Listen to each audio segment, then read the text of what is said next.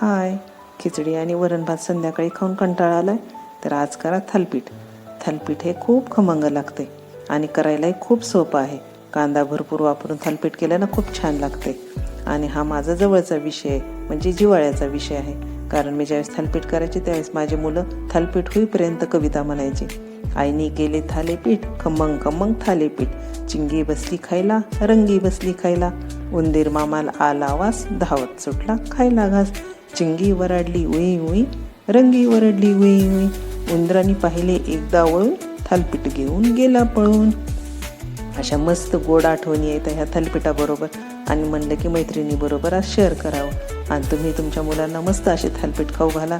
आणि हे कसं पौष्टिक तर आहेच आणि त्याच्याबरोबर खूप खमंग लागते. आणि एकदा करून पहा आणि छान झाल्यानंतर मला कमेंटमध्ये सांगा. आणि मस्त खात राहा, एन्जॉय करत राहा, खुश राहा. बाय.